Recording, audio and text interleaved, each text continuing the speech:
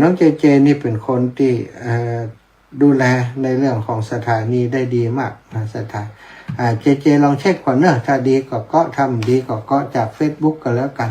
Facebook เสียงจะชัดเจนกว่าจ้ะ เสียงจะชัดเจนหรือไม่ก็ไม่แน่ใจเนาะก็น่าจะฟังชัดอยู่ศรัทธาญาติโยมว่ากันไปอีพ่ออีแม่ศรัทธาญาติโยมท่านสาธุชนทั้งหลายการเล่นกับเทคโนโลยีมันก็มีปัญหาการลุกคุกคิกบ้างเป็นธรรมดาเนาะศรัทธาวันนี้ก็จะขอนำสารธรรมมาสนทนาอุจากับอีพ่ออีแม่สักเล็กน้อยเนาะเป็นข้อคิดเป็นสิ่งที่เป็นประโยชน์ทุกคนญาติโยมตั้งหลายถ้าจะถามอีพ่ออีแม่ตั้งหลายว่าตั้งแต่เกิดมานี้นะได้ไปงานศพกี่ครั้งแล้วนะหลายๆคนก็จะบอกว่าไปนี่ไผ่โทรมาตอนนี้นี่ฮะอย่างไรนี่ฮะ โทรมาด้วยเหตุอะไรทำไมจ๊ะ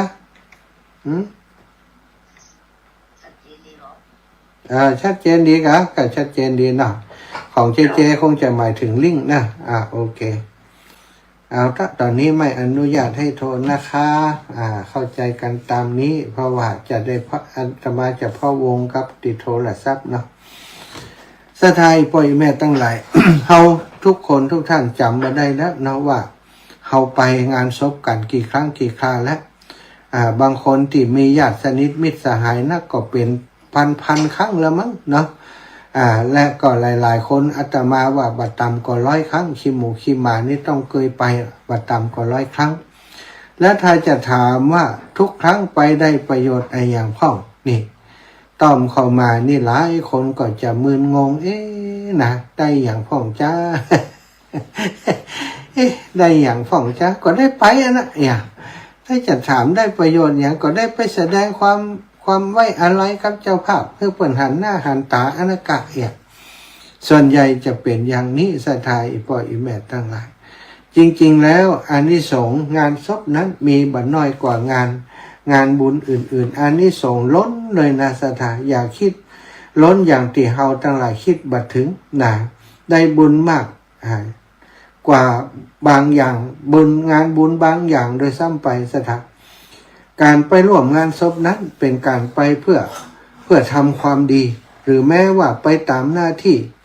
ก็ตามอานิสงส์ก็คือว่าย่อมมีทุกครั้งจะมากหรือน้อยขึ้นอยู่กับเหตุกับปัจจัยแห่งการกระทำของเฮานั้น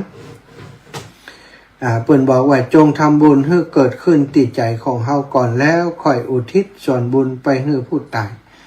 ถ้าบุญมันเกิดขึ้นติดใจของเฮาจะเอาอย่างไปอุทิศถึงผู้ตายศรัทธาญาติโยมบรรดาญาติลูกหลานก็เช่นเดียวกัน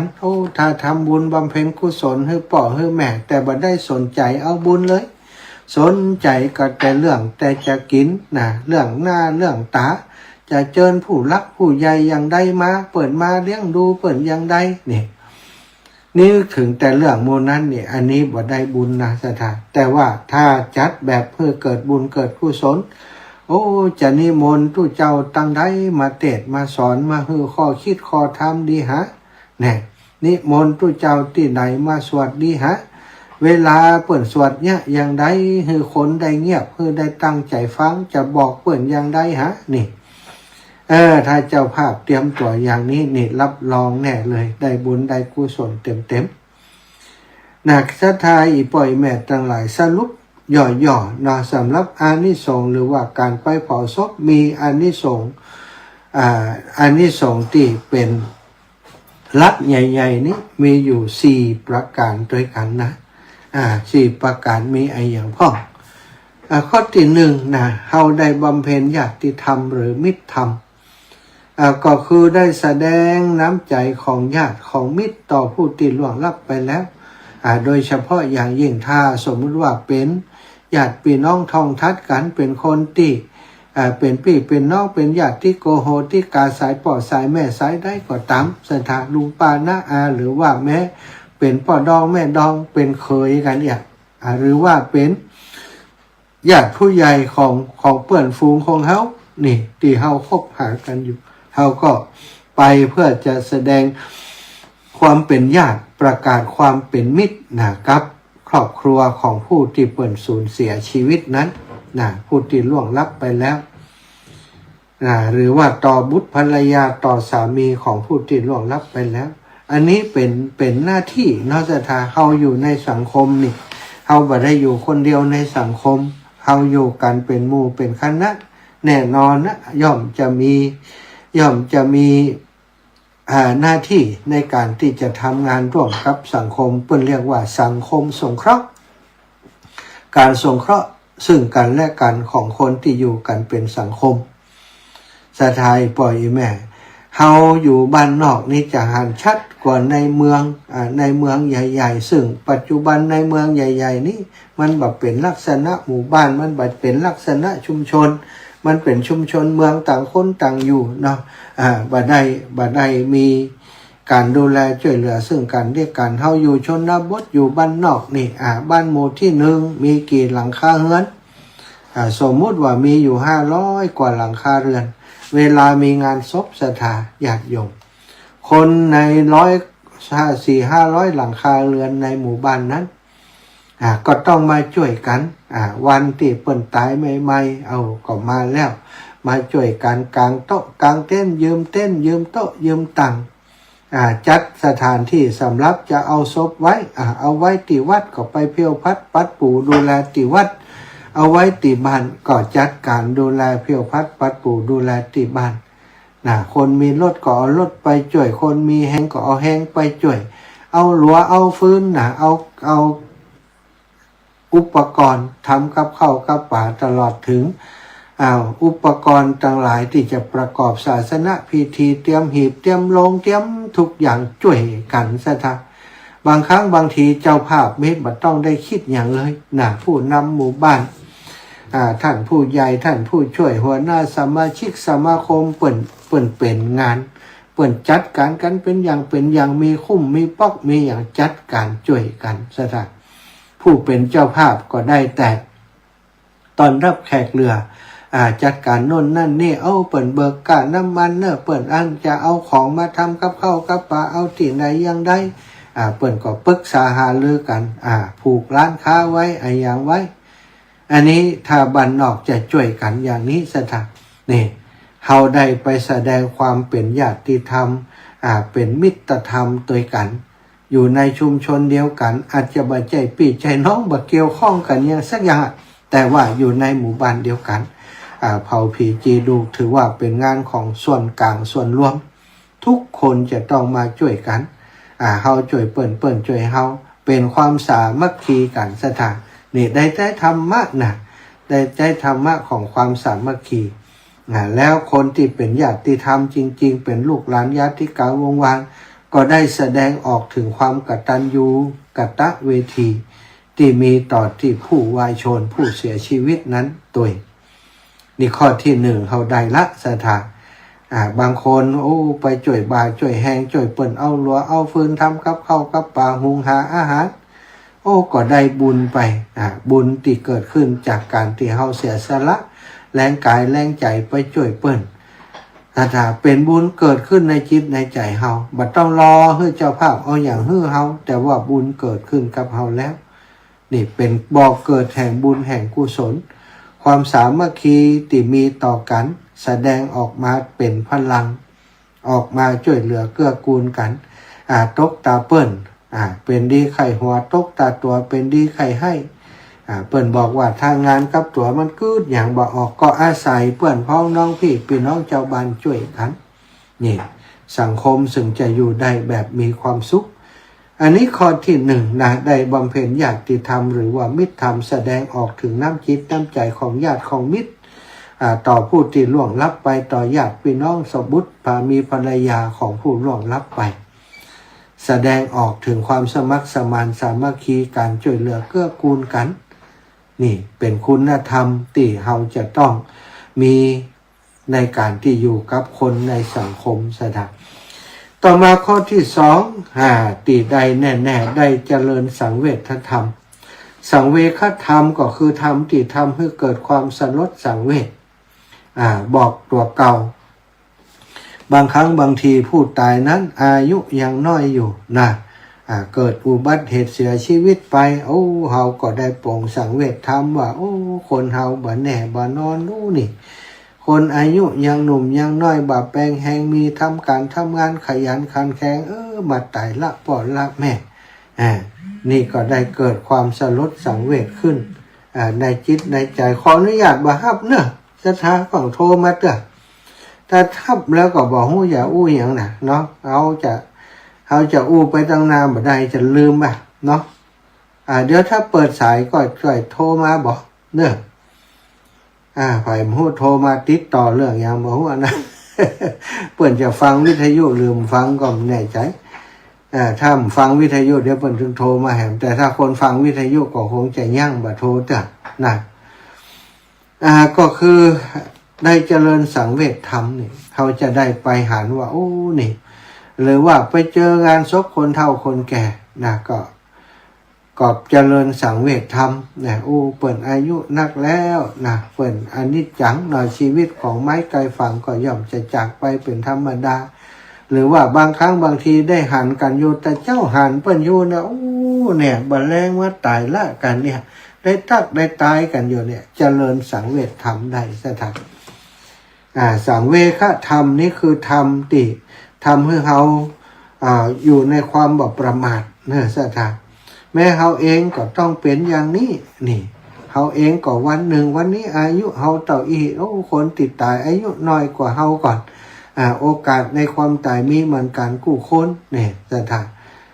มันบ่แน่บ่นอนความตายหลีกลี่หนีบ่พ้นอันความตายใจนาลีหนีตึงบ่พ้นว่าจะรวยจะจนก็ต้องตายกลายเป็นผีถึงจะฮักจะห่วงกันอย่างใดสุดท้ายก็ตายอยู่ดี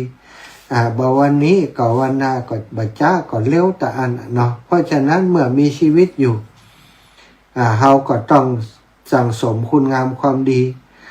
สะสมเอาไว้สั่งสมเอาไว้คุณงามความดีตายแล้วก็ยังมีคนที่จะชื่นชมเฮาอย่างที่เขาไปงานศพคนตายโอ้คนที่เปิ่นมีคุณูปการต่อหมู่บ้านต่อชุมชนต่อประเทศชาติบ้านเมืองคนก็จะกล่าวถึงคนก็จะนึกถึงอู้จากันแต่เรื่องดีๆแต่ว่าถ้าคนที่บ่ดีนะ ก็จะมีเหมือนกันคนที่อู้กันมันตายเหตุก็ดีเนาะคำเขยพ่อแม่มันล้ำเหลือ ก็มีสถาน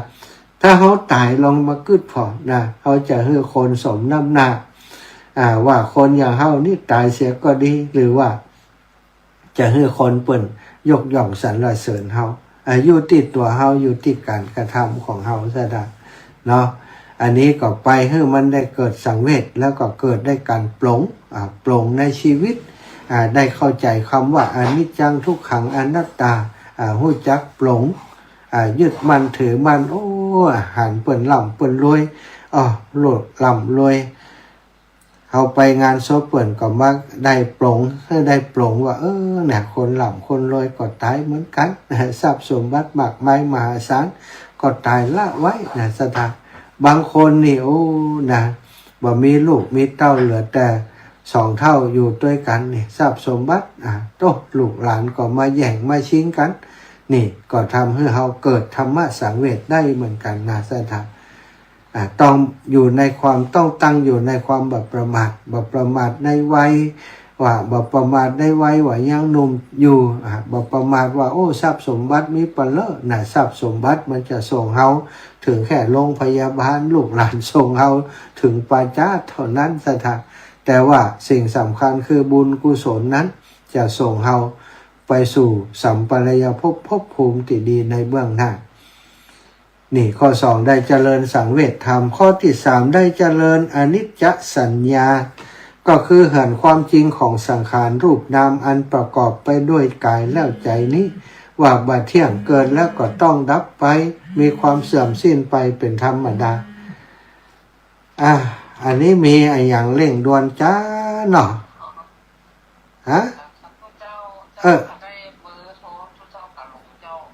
ถ้าอย่างอีนี่มันได้เรื่องเนอะอีแม่เนอะเขากำลังอู้อยู่แล้วอีแม่มาโทรขอเบอร์โทรนี่นะว่าได้เรื่องละ มันต้องหู้กาลเทศะเนอะถ้าจะโทรนะถ้าจะโทรต้องหู้กาลเทศะไม่ใช่ฟังกับเฮาคนเดียวน่ะมันคนอื่นก็ฟังนะเปิ้นอู้อยู่แล้วก็โทรมาขอเบอร์โทรอ่ะมันเปิงเนอะสุมาเตะมันใจอย่างนะมันอู้ตามตรงเนี้ยบางครั้งบางทีคนที่เปิ้นอู้อยู่ก็ตั้งใจอู้ให้คนทั้งหลายฟังแล้วคนโทรมาก็มัดจะโทรอย่างตอนนี้ถ้าจะโทรเบอร์โทรก็เวลาอื่นเนาะไม่เป็นอย่างอีก็คือมันทำให้คนที่กำลังนำเสนออยู่มีสมาธินะอีแม่ลองกึดตัวใจเปิ้นใจตัวเตะเนาะถ้าจะถามเวลาอื่นเด้อโทรมาเวลาอื่นเวลานี้ผมบอกไปสักคนนะเวลาเปิ้นบอกคือยังจดนะอย่ามาขออย่างที่เฮาเอาละเนาะลายลุศรัทธาเฮยข้อที่3การเจริญอนิจจสัญญาคือหันความจริงของสังขารรูปนามอันประกอบไปโดยกายและใจนี้ว่าบัดเที่ยงเกิดขึ้นแล้วก็ต้องดับไปมีความเสื่อมสิ้นไปเป็นธรรมดาบ่อย่างยืนคงทนนี่ศรัทธาไปแล้วคือมันได้เกิดสิ่งเหล่านี้ขึ้นเจริญอนิจจสัญญาขึ้นถ้าเฮาไปแล้วเกิดประโยชน์อย่างนี้ทำให้เฮาจะได้เป็นคนแบบประมาทนะแล้วก็ได้เตรียมตัวเป็นบอกว่าเตรียมตัวก่อนตายเตรียมกายก่อนแต่งเตรียมแบงก์ก่อนจะเดินเตรียมน้ำก่อนแล้งเตรียมแบงก์ก่อนจะเดินทางอันนี้เป็นสิ่งที่เฮาต้องเตรียมเหมือนกันการเตรียมที่ดีก็คือการพิจารณาอย่างเนี้ยสถาพิจารณาดูเฮาไปงานศพนี่เนี่ยคนนี้บาปแปลงแหงมีเปิ้นกำลังแข็งแรงอยู่เปิ้นยังตายเนี่ยโรคภัยไข้เจ็บเกิดขึ้นกับเปิ้นคนที่เปิ้นอายุนักเปิ้นก็ตายคนอายุหนุ่มก็ตายเข้าไปหันแล้วก็เจริญอนิจจสัญญาเกิดขึ้นแล้วเฮาก็จะได้ระมัดระวังบ่ประมาทสำหรับข้อที่4นี่ถ้าข้อที่4นี้สำหรับในสถานที่ที่เปิ้นเผาศพกันกลางแจ้งก็อาจจะเจริญอสุภสัญญาคือความหันว่าร่างกายนี้บ่ดีบ่งามนะอย่างในประเทศอินเดียสถานปล่อยแม่เนาะเปิ้นจะเผาศพบ่เสี่ยงนะเผาศพเหลือกึ่งเหลือกลางนี่ยู่ลงน้ำไปนะบางเตื้อก็เอาศพคนเนี่ยขึ้นไปไว้บนภูเขาฮือแล้งฮือกากินเปิ้นว่าได้บุญแห่งต่อหนึ่งจะมีคนรับจ้างแบกศพขึ้นไปดอยขึ้นไปบนภูเขาที่มันใกล้ที่มันเปรี่ยวที่มันไก่นะมันก็ใกล้แมงแล้งแมงกาที่มันกินซากศพแบกขึ้นไปหลังจากเปิ้นเผาศพเผาบ่ให้เสี่ยงนะเพื่อจะให้สัตว์ทั้งหลายแล้งกาได้กินสัตว์ป่าทั้งหลายได้กินได้แทะได้เล็มได้กินนี่บางคนเปิ้นก็เผาตีข้างแม่น้ำคงคานะประเทศอินเดียถ้าไปได้ไปก็จะหันมีเผาตลอดวันบอกกี่ร้อยกี่พันศพสถานที่แม่น้ำคงคาเป็นปกติหันจนชินตานี่ถ้าเฮาไปหันอย่างนั้นนะเฮาก็เจริญอสุภสัญญาได้อย่างบ้านเฮาสมัยนี้มันเป็นเมนเป็นอะไรอย่างไปเหี่ยมดเนาะสถานมันบ่เหมือนสมัยก่อนที่เปิ้นเผาหลัวเผาฟื้นเสา4ต้นนะยกศพขึ้นไปวางแล้วก็ทำการเผาชาปนกิจอันนั้นมันก็จะ มันจะหันก็เจริญอสุภสัญญาได้เปิ้นเผาศพบางเตื้อปิ่นไปปิ่นมาเนาะสถาขี้ปุ่มมันโป่งอยู่มันนี่ก็แตงให้มันโพนะแตงให้มันโพน้ำจะได้ออกเผาจะได้ไหม้นี่ก็ได้หันสภาพอย่างนั้น ก็จะเกิดการปลงเกิดการปลงความยึดมั่นถือมั่นในร่างกายในตัวตนของเฮาในของสวยของงามที่เฮาคิดว่าร่างกายนี่สวยงามนี่ความจริงบ่มีอย่างสวยงามสักอย่างเนาะแต่ถ้าเนื้อหนังมังสาของเฮานี่นะมันก็มีขี้ไข่ขี้เคยอย่างตลอดขี้หูขี้ตานะขี้หูขี้ตาขี้ปากขี้สะปะที่มันอยู่ในร่างกายของเฮาออกจากตัวร่างกายตั้งทวารทั้งเก่าเป็นอสุภะเป็นของสกปรกทั้งสิ้นซะจ้ะถ้าเฮาไปหันอย่างนี้ก็เจริญเป็นอสุภะกรรมฐานได้นี่ พร้อมกันนั้นศรัทธาญาติโยมอีป่ออีแม่ทั้งหลายตามธรรมเนียมนิยมนะของคนไทยเชื้อสายมอญนะพุทธศาสนิกชนเชื้อสายมอญเปิ้นชอบไปงานศพว่ะเปิ้นว่าไปงานศพนี่ได้บุญหลายโดยเฉพาะงานศพของพระสงฆ์องค์สังฆเจ้าซึ่งตอนนี้เขาจะหันว่าช่วงฤดูหนาวนี่มีงานพระราชทานเพลิงศพครูบาอาจารย์พระมหาเถระที่เปิ้นมรณภาพไปนี่เยอะนะสถานวันก่อนที่วัดพระบาทตากผ้าลำปูนนะท่านเจ้าคุณก็ทำการพระราชทานเพลิงศพไปตั้งเชียงใหม่นี่หลายวัดเนอะศรัทธาญาติโยมลำปางวันก่อนก็ที่วัดตาแหนนะแม่ทะนี่ก็งานพระราชทานเพลิงศพเหมือนกันจะส่วนใหญ่จะอยู่ในช่วงเดือนมกรากุมภาจนไปฮอดถึงมีนาก็ยังมีอยู่นะสถานอากาศยังพอที่จะทำการพระราชทานเพลิงศพหรือว่าประชุมเพลิงศพของครูบาอาจารย์อยู่ในช่วงนี้ก็ศรัทธาอีป่อยแม่ทั้งหลายคนหลายท่านพุทธศาสนิกชนที่นับถือครูบาอาจารย์พระสงฆ์องค์สังฆเจ้าเนาะที่เปิดมรณภาพไปเราก็มีโอกาสได้บำเพ็ญกุศลในงานศพนั้นแต่กี่ว่างานศพเจ้าบ้านงานศพทุกเจ้านี้ก็เป็นหน้าที่ให้เหมาะเนาะสถานหน้าที่ของพุทธศาสนิกชนพุทธศาสนิกชนพุทธบริษัทนี้มีอยู่4เหล่าด้วยกันภิกษุภิกษุณีอุบาสกอุบาสิกาซึ่งต้องจับมือเดินไปด้วยกันในการขับเคลื่อนหมุนกงจักรธรรมของพระพุทธเจ้าคือเคลื่อนไปธรรมจักรคือเคลื่อนไปสี่คณะนี้คือบริษัทที่มีหน้าที่จะต้องช่วยเหลือดูแลกันทุกอย่างนะพระสงฆ์องค์สังฆเจ้าอนุเคราะห์สงเคราะห์ศรัทธาพี่น้องเจ้าบ้านเป็นเนื้อนาบุญให้พี่น้องเจ้าบ้านได้ทำบุญทุนสุนทรทานได้กินได้ทานมีงานมีศพมีงานมงคลก็ตามอวะมงคลก็ตามถ้าบ่มีพระสงฆ์องค์สังฆเจ้าก็จัดมาได้พอมีพระสงฆ์องค์สังฆเจ้าก็สะดวกสำหรับเฮาที่จะทำบุญศรัทธาแต่ว่าเวลาพระสงฆ์องค์สังฆเจ้าอาพาธก็ดีหรือว่ามรณภาพก็ดีศพของพระสงฆ์นี่เป็นศพของส่วนกลางนะสถานบัจจัยของญาติพี่น้องเปิ้นอย่างเดียวนะญาติพี่น้องนี่มีบ่มีก็ตามแต่ว่าพุทธศาสนิกชนนี่มีแน่นอนลูกศิษย์ลูกหามีแน่นอนศรัทธาญาติโยมก็จะต้องช่วยกันดูแลเปิ้นเป็นสมภารเจ้าอาวาสอยู่ที่ไหนอยู่ในความปกครองของไผเปิ้นปกครองไผผู้ใต้บัญชาผู้ใต้ปกครองก็ดีผู้เหนือเจ้าคณะปกครองติเหนือขึ้นไปก็ดีพุทธบริษัททุกหมู่เหล่าต้องมาช่วยกันรวมพลังกันเพื่อจะทำหน้าที่ในการประชุมเพลิงหรือว่าทำการเผาศพตามเหตุตามห้อยตามยศบรรดาศักดิ์ที่เปิ้นได้รับถ้าเป็นเจ้าคุณถ้าเป็นพระครูอย่างต่างๆถ้าเป็นเจ้าคุณผู้ทำประโยชน์ให้กับศาสนาผู้ทำประโยชน์ให้ส่วนรวมก็สามารถขอพระราชทานเพลิงศพได้ตามระเบียบของสำนักพระราชวังสถานนี้ว่าอู้ถึงเรื่องงานศพของพระสงฆ์ในคนไทยเชื้อสายมอญนิยมไปงานศพมากกว่าไปงานทอดกฐินแม้ว่ากฐินจะเป็นการทานซึ่งหมายถึงปีหนึ่งทำได้ครั้งเดียว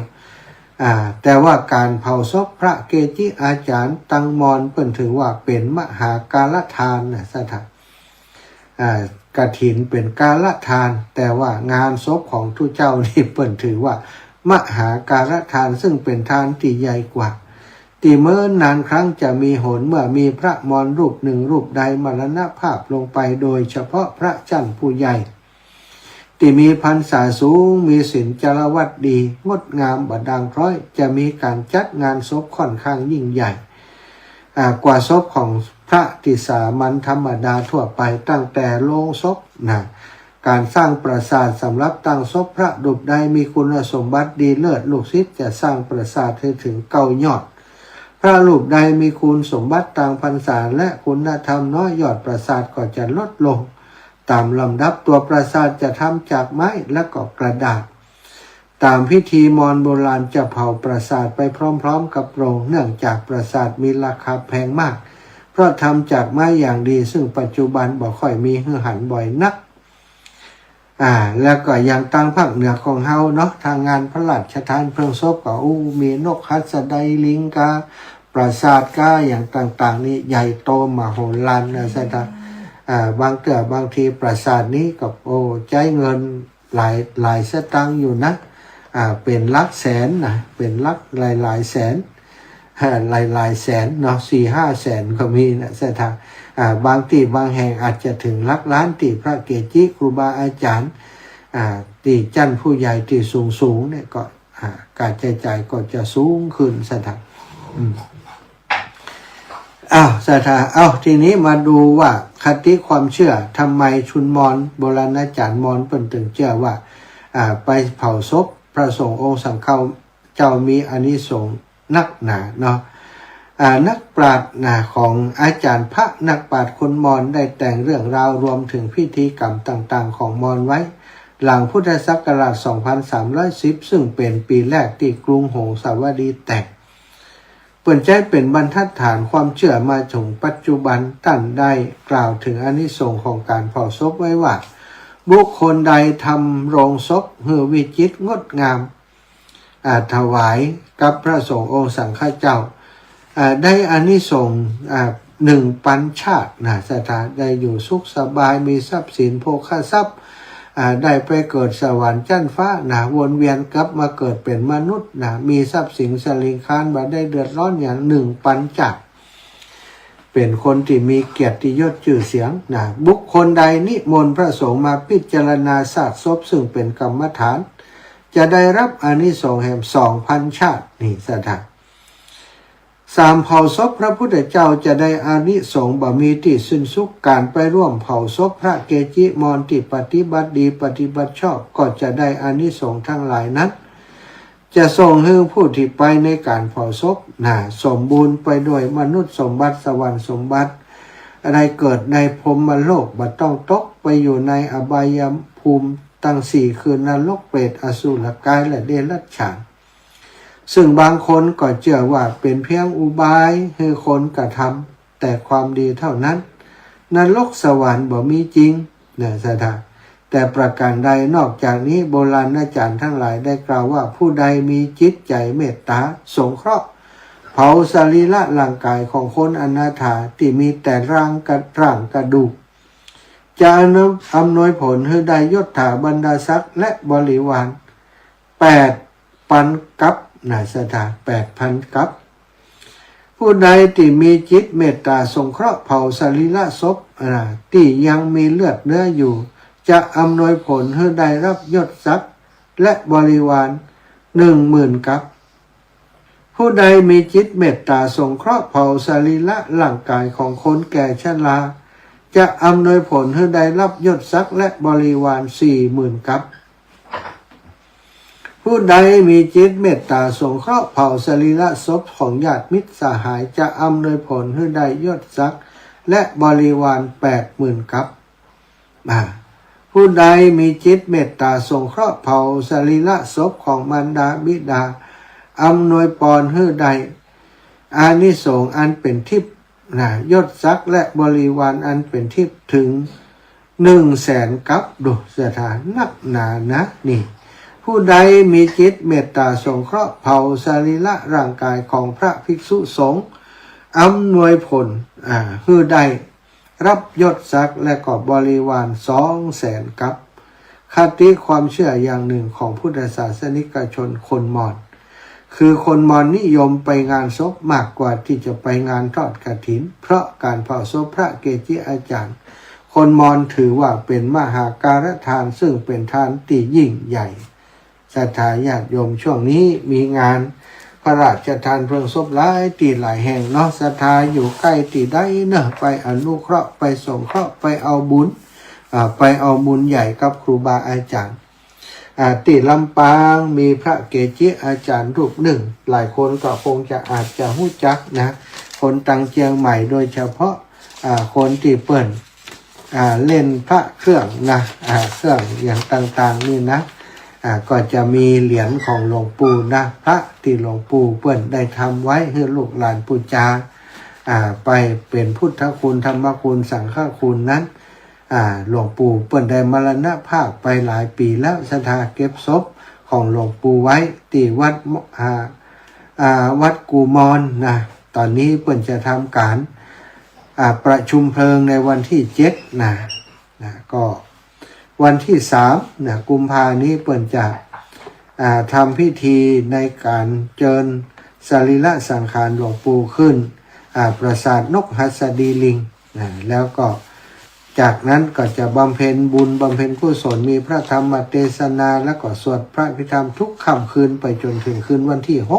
6แล้วก็วันที่7เป็นวันที่จะประชุมเพลิงนะงานนี้เปิ่นบ่ได้ขอพระราชทานเพลิงเนื่องศรัทธาเปิ่นกว่าว่าจะรบกวนจะลำบากใต้ละอองธุลีพระบาทพระเจ้าอยู่หัวนะเปิ่นแต่ว่าได้รับประทานนะผ้าไตรจากสมเด็จพระสังฆราชนะสกลมหาสังฆปรินายกได้ถวายไตรได้ประทานไตรมาพร้อมกับดอกไม้จันทร์นะก็จะทำพิธีในวันที่7นะเวลา 14 นาฬิกานะประกอบพิธีในการประชุมเพลิงศรัทธาญาติโยมทั้งหลายจะมาร่วมบุญเปิ้นก็มีสังสำรับการออก100ชุดนะใครจะเป็นเจ้าภาพสั่งชุดละ2ปันแล้วก็สำรับนะ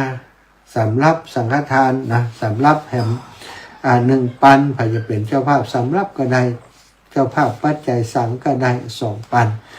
หรือว่าจะเป็นเจ้าภาพหนังสือนะหนังสือเปิ้นก็พิมพ์หนังสือแจกให้กับเป็นที่ระลึกนะในงานศพของหลวงปู่ครั้งนี้นะหนังสือก็ตกอยู่เล่มหนึ่ง500 บาทนะหนังสือสีอย่างดีศรัทธาเล่มละ500 บาทไปจะบูชาหนังสือเป็นอนุสรณ์ก็ได้นะหรือว่าอาจจะเป็นเจ้าภาพส่วนใดก็เรียนเชิญเจริญพรตามอัธยาศัยศรัทธาเนาะหลวงปู่มีอายุได้94 ปีนะพระครูมงคลบุญญาคมนะหลวงปู่ครูบาบุญมาสุภัทโทอายุ93 ปีพรรษา73อดีตเจ้าอาวาสวัดสามัคคีอำเภอแจ้ห่มจังหวัดลำปางอดีตหัวหน้าติภาคสงฆ์บ้านสันกลางตำบลบ่อแห้วอำเภอเมืองจังหวัดลำปางณเมนชั่วคราววัดกูมอนตำบลบ่อแห้วอำเภอเมืองจังหวัดลำปางในวันที่7 เดือนกุมภาพันธ์ 2569เนื่องแจ้งข่าวสารงานบุญพระสงฆ์องค์สังฆาวเจ้าศรัทธาญาติโยมได้รับทราบเอาละเปิดสายแล้วเนอะ0808844173 โทรมาได้โทรมาได้นะโทรขอเบอร์กับหลังออกรายการไปก็ขอกันแล้วกันนะเดี๋ยวจะจดไว้ให้วันหลังเวลาเปิ่นบอกเบอร์โทรก็จดคือตันนะ จะบอกครูบาอาจารย์ด้วยบางคนก็บอกเบอร์เร็วอาตมาก็บอกเร็วนะแต่ว่าบอกหลายครั้งเนาะ0808844173 เนาะก็ตอนออกรายการอยู่จะไปโทรมาเตี่ยถ้าเปิ่นบอกว่าโทรได้แล้วอย่างเงี้ยนะโทรได้แล้วเนอะบอกเบอร์โทรอย่างนี้ก็โทรมาได้ถ้าบ่อนุญาตกำเตือนโทรมาก็อย่างที่ครูบาอาจารย์หลายๆรูปเปิ่นจมนั่นนะโอ้เขาตั้งใจจะอู้เรื่องนั้นเรื่องนี้อยู่พอดีลืมไป ลืมจะได้หลวงพ่อเขาโทรมากกว่านะอีหรอกก็ขอสุมาอภัยนะอาจจะพอใจก็ได้สำหรับคนที่โทรมาจะเอาดิดเดียวนั่นนะแต่แบ่งใจปันใจหากันเนาะคนอื่นก็ฟังอยู่คนอื่นก็เปิ้นก็ยังอยู่ในระเบียบอยู่ในกฎในระเบียบเฮาก็อยู่ในกฎในระเบียบด้วยกันก็มันยุ่งใช่ไหมแต่คนนั่นก็โทรถามนั่นคนนี้ก็โทรถามนี่บ่ต้องอู้หยังกลุ่มก็โทรเจริญปอนอีแม่เจ้าเวสาเจ้าเป็นโทรก็โทรเลยเนาะเจ้าเอาเลยถ้ามือโทรฝั่งโทรเจ้าแม่ก็ฟังเข้าใจทุกเรื่องจ้ะ เนาะ อืม มันเวลาเป็นบรรยายทำเราไปรบกวนเนี่ยมัน น่า เสีย กะ ส น่า มา กะ ธิเนาะ จะไปเอากัดตัวห้อมได้เนาะ เจ้าเขาฟังคนฟังมันก็ยังได้หามันก็ไม่ทันอย่างเนาะ ใช่มันยังได้นี่อีนะ แม่นี่เข้าใจเนอะ สัตว์ตัวจ้าขอบคุณแม่เนอะ จ้า หับสายเปลี่ยนว่างเมืองนั่นก่อนเจริญพรแม่บัวผินเรือนแก้วหลานน้อยหลับหรือยัง จ้าทุกเจ้าอาจารย์ไม่ได้หรอ ฮะลูกมาว่า จะด้วยอาจารย์เจ้า โอ้ยอินดูอ่ะเฮ้ยหมาน้อยเนี่ยโอ้นอนเด็กอ่ะหลวงปู่กึศเติงหาปะทุ จะรับแล้วก็ได้ยินเสียงทางเจ้านั่นน่ะผมเลยตัวผู้หงมาเห็น หมาน้อย โอ้กับไอ้รู้ทุกบุกแล้วชมไปจังลูกมาอู้ถวยสาธุข้าแม่บุญรักษาเนอะบุญรักษาหลานน้อยก็ได้อู้ตัวแล้วเจริญปอนนี่ก็นอนดึกนอนเดินนี่ฮะเจ้าบริษัทเจ้าได้ฟังอยู่เนอะเด็กน้อยคนนี้ก็นอนดึกเหมือนกันชัดเจนดีเนาะเวียงป่าเป้าวปปเดือนมีนาปะการมีนาไปบุญรักษาอีแม่รับเฮเดอร์จากตู้จบแล้วรับเลยแม่ศรีพันธ์รัตนพรหมอันนี้83 ปีก็ว่า85ก็ฮะ85 85แล้วก็ยังอยู่ในใจเนี่ยท่านแม่บอกวันนั้นเจ้าจำมันในใจนี้เก่งเสียงซัดเป็นเด้อดีแล้วบุญรักษาแม่เด้อไปเรียนจบได้บุญดักดีกันเนาะโอ้งานศพนี่ไปถ้าเขาแจกเอาบุญได้บุญตลอดทำอยู่มันนานโทมันเสียแค่ที่มดแดงสาธุเด้อรายการอันนั้นโทรมันใช่แต่บอกฟังมันไม่ใช่การโทรจะโทรจะเอาเบอร์โทรอย่างเดียวอ่ะบุญรักษานะแม่นะเจ้าchồng mới đang chạy với ông thằng mẹ còn mong chạy nữa จ้าสาธุบุญรักษาไปเมืองน่านไปหาปนน่านประเสริฐก่อนไปสาครับลูกว่าจ้าบุญรักษาอีปอเจ้าป่อเจ้าตั้งแต่ต้นมาแล้วตั้งแต่พระอาจารย์สนิทก็หลงนะครับหน้ากากได้ยินอีปอโทรหาอยู่ครับยังชัดเจนพอเรียนถึงจะยกดีใจนะดีจังลูกว่าสาธุฟังสถานีเดิมนะสตาร์โยและสมจิตาแล้วนะครับชัดเจนเนาะยังชัดเจนเลยครับโอ้ดีแล้วขอบคุณสตาร์เรดิโอโต้บุญรักษาเจริญพร6 9 1 9เจ้าป่อข้าพเจ้าปิดวิทยุก่อนเจ้าสาธุเจ้ายี่แม่จ้ะแล้วแม่จ้ะฟังตลอดจะแม่ไม่ได้โทรมาได้เจ้าเจ้าแม่รัตตาอาการเรืองฟังแล้วก็หูหมดหูหมดแล้วเนาะเจ้ากับภาษาเนอเป็นรักษาเจ้าแม่เจ้าเจริญพรแม่ก้อมใจคำมาตรการท่านนะเจ้าทั้งโอเทศทำวันนี้เข้าท่านี่หรอเข้าท่าจ้ะบ่นดิเจ้าทั้งอันตะกี้อันดำจีเข้าร้านกันแน่มันอันยังก็ว่าในก็เจ้าเสน่ห์กาหลงเสน่ห์กาหลงได้เบอร์โทรแกจำเสียงเหมือนได้แต่ไม่เบอร์โทรเจ้ามันเลยสาธุเจ้า2010เจริญพรมาแต่เจ้าจะมาลีไม่ได้ค่ะเจ้าอีแม่เดี๋ยวช่วงนี้ถ่ายแฮมสัก 2-3 วันปะตอนนี้ยังมีงานอยู่แม่ฟันถึงวันจะถึงกี่ปีแล้วฟันแม่อย่างนี้ฟันกูตรงกูอมไม่ใจแม่ครับ อ๋อไม่ใจมาอยู่ใกล้กับแม่อันนี่ก่อนแม่อันสุกันทาเจ้าใกล้กันเท่าไหร่อยู่บ้านกลางนี่ก็แบบอยู่ใกล้กันโอ้ถ้าอันแม่ก็อันทูแม่เจ้าได้กันเจ้า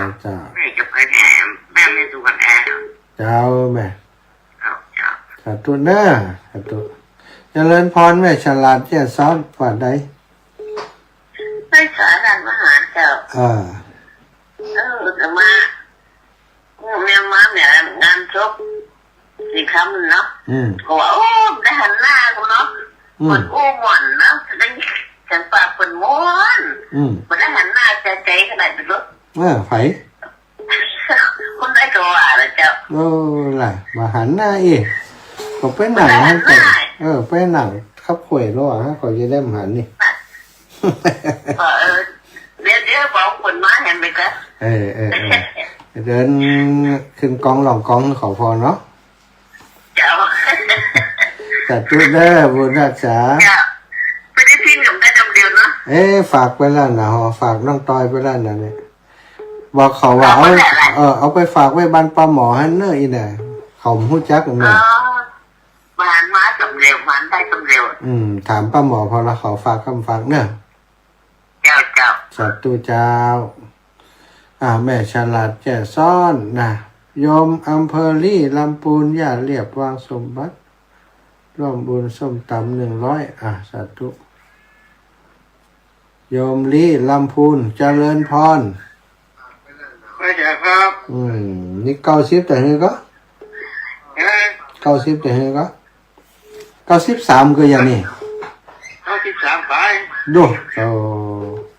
93ไปนี่เก่งแต่แข็งแรงอยู่โทรศัพท์ได้อยู่นี่เก่งนะพ่อครับจับนี่ได้อยู่โอ้เก่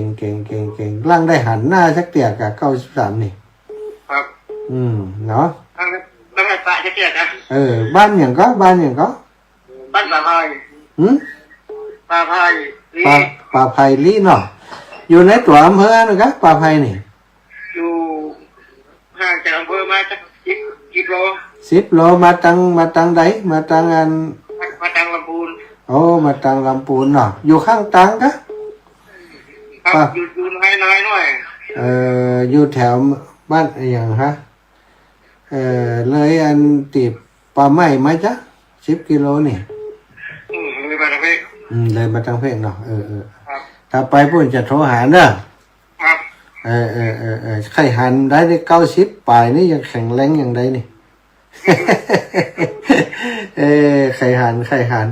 เจริญพรแม่จันฟองละปงแม่ฟังสถานีได้ดีกะแม่ติดเปิ่นถามรถได้ยังแม่นั่นน่ะเดี๋ยวเปิ่นโชว์มาให้เอาคือเปิ่นยิ้มเด้อแม่อย่างฮู้เปิ่นถามเขาให้ดีกะแม่สบายดีจ้าสบายดีมาเอวเวียงของกำหันหน้าหันตากันแล้วเตี้ยรถเขียนดูตามหันหน้ากันกันแล้วแม่สงเงียมรถแม่สงเงียมรถสบายดีอ่ะเพราะว่าโทรหากันเมื่อจังเจ็บหลังเจ็บเอวก่อนนั้นน่ะเจ็บถามโทรหากันห้องได้สาธุแม่สุกันทาตักตึ้มได้แล้ววะนี่ฮะนึกว่ารับไปแล้ว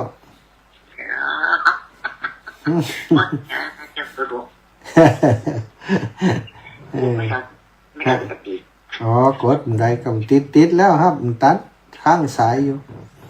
มันนั้นนี่ก็พอแล้วมันติดแบบได้กับแม่ไปเขาปื้นเขาติดงานที่ลำปางเขาไม่ได้ไปสักคำถ้าคนจะนักปันใดน่ะโตจอดอย่างไรกันล่ำเหลียน่ะยังไงดูไอ้ตัวเนี้ยปีปูนจะปีหมื่นมั้งนี่ว่าแบบอันนี้แม่ส่งมูแม่แม่ครับแม่นอนวางไม่อยู่หรอกนะคนนักเนาะเป็นอันราชการปืนจ้า เอาสาธุเอเมนเนอร์ขออนุญาตทับสายแหมสายครับครับเจริญปอนแม่ศรีกุลตันทุระสาวลำปางกลับไปสาธรรมท่านมหาเจ้าเจ้าแม่เป็นกำลังใจให้เจ้าได้เลยวันที่อยู่แน่วันที่7ไปบ้านสันกลางเนอะกันหน้าแม่น้อยกระตวนน่ะจะได้หูแม่เจ็บตำคอน่ะมาเดียวเนี่ยโอ้ยกระดูกต้นคอน่ะเนาะนั่นน่ะขึ้นหัวผู้นายปากกับแม่น้อยน่ะแล้วเดี๋ยวพอกันเนอะถ้ามันยังแขนกับไปมันยังแขนกับมันได้ไปอ่ะอีเนาะกูได้อย่างอีก็ยังแขวนอยู่ก็นี่โอ้มันเจ็บนะเอาก้มเหนื่อยขึ้นก็ไม่ได้อ่ะเจ็บอ่ะหมอนกระดูกเนาะหมอนกระดูกต้นคออันตรายแม่ต้องระวังเนอะไปกลมแขนนี่มันลุกจากแขนนี่ไปอ่ะโอ้น่ะเหมือนกันนะเขาทันแล้วเขาก็เป็นอย่างนี้ถ้ามันเจ็บพันมันลงแขนอีแม่มันจะลูกแขนไปน่ะแขนนี่ขึ้นไปบาไหลนี่จะตีเขาเจ็บทันแล้วอย่างเงี้ยน่ะเป็นว่าหมอนร้องกระดูกอีนะมันนี่นั่นน่ะสัตว์ตัวแมนเนอร์หมดเวลาหมดละจ้าสัตว์ตัวจ้าแล้วสัตว์ทุสถานที่โทรมาข้างสายตุ๊ดอาตมาครับตันแล้วเนาะขออนุญาต